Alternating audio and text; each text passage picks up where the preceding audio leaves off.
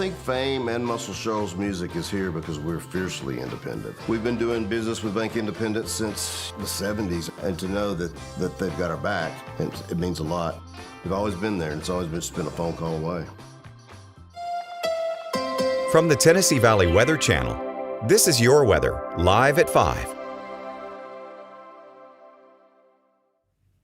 All right, we're starting out this Wednesday early evening with a beautiful sunset across the Tennessee Valley. Here's a live look at the Arctic Air Skycam network in our major metro areas across our viewing area. And you can see the beautiful sunset here. Now you see the pinks and the purples and such, and given that we're watching out for the aurora again tonight, you may think that's what it is. That's not the case. These cameras are actually pointed more in a west to southerly direction, meaning that if there was an aurora condition right now, you would not be able to see it on these camera shots. This is actually the sunset. But the good news is here we have clear skies again this evening. So if the solar wind event is going to cooperate with us tonight, you will be able to see it if it is going to happen. The bad news is the third solar wave did come across as expected this afternoon. But so far, based on real-time observations, it's been underperforming compared to what it was forecast to do. So we're not quite sure we're going to see anything here again tonight across Tennessee and North Alabama. It's still possible. So as we get into the evening, check out the northern skies just in case. Remember to use your phone cameras. Turn on whatever kind of night setting you have. Also turn off the flash setting.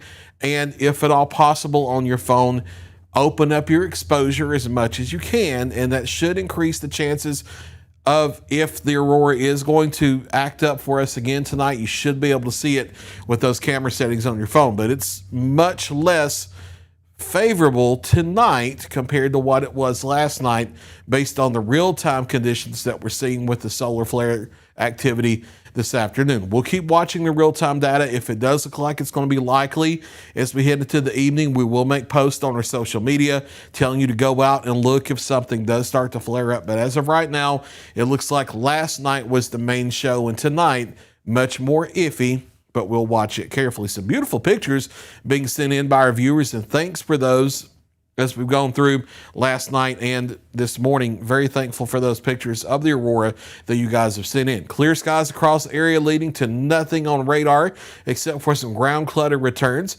Still into the 60s for most of us. That Hohenwald sensor usually runs a little bit cooler than everyone else, and that may not be a correctly functioning sensor across the area. But off to the east, Tullahoma and McMinnville also now into the 50s, but most of us still into the low to mid 60s as of this 5 o'clock hour. A very weak dry frontal system easing into the area. This isn't going to impact the weather too much. It's just had a few high clouds with it, but mostly clear skies for this evening and the overnight. The good news is we're going to be above freezing here for the overnight. We're done with those freezing temperatures for at least the next 7 to 10 days, if not longer than that. There could be some patchy areas of fog here and there into the overnight as we drop between about 36 and 42 for overnight lows here. The wind will be much lighter overnight, so we're not mixing up the lower atmosphere as much as we were last night with those strong southwest winds we had. We'll be warm tomorrow, especially compared to earlier this week. Partly cloudy skies around here up into the upper 60s for all of us. And I think a few spots from northwest Alabama up in Hardin County, Tennessee could briefly hit near 70 or 71.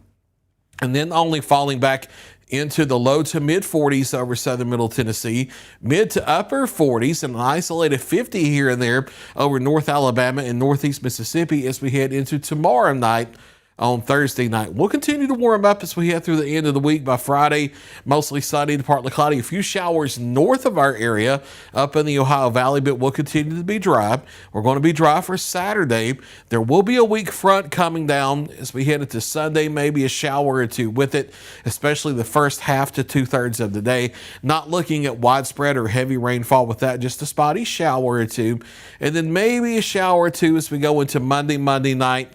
And Tuesday, we're going to hold low-end rain chances through the first half of next week because the models are really flip-floppy with what they want to do with individual waves. It looks like better rain chances come just past the 7-day as we head toward the second half of next week and in the next weekend, but we got to get there first and get that into the 7-day period with all the model madness that we're seeing. We will see warmer temperatures going forward, upper 60s tomorrow, low to mid 70s for Friday and the weekend, and even as clouds and shower chances increase going into early next week, we're still talking about staying in the upper 60s to near 70 for daytime highs, with overnight lows back into the lower 50s. So we're done with the freezing temperatures for now, which is certainly good news. Mostly clear skies tonight, except for some patchy areas of fog here and there. Overnight lows between 36 and 42 for most of us. Mid to upper 30s, southern middle Tennessee, lower 40s elsewhere. Up into the upper 60s tomorrow with partly cloudy skies, we'll call it, but still plenty of sunshine. Partly cloudy as we head into Friday and the weekend as well. Getting up into the low to mid 70s, and then a chance of some isolated showers Sunday into Monday, and low-end chances of maybe a few thunder showers as we head toward Tuesday and Wednesday. Model's very wishy-washy and iffy on that, so we're not going with high rain chances for now. I do think better rain chances start to roll in toward the second half of next week, which is just beyond the 7-day forecast. I'll be back at 6 o'clock and 9 o'clock with another check of your local weather. You're watching the Tennessee Valley Weather Channel.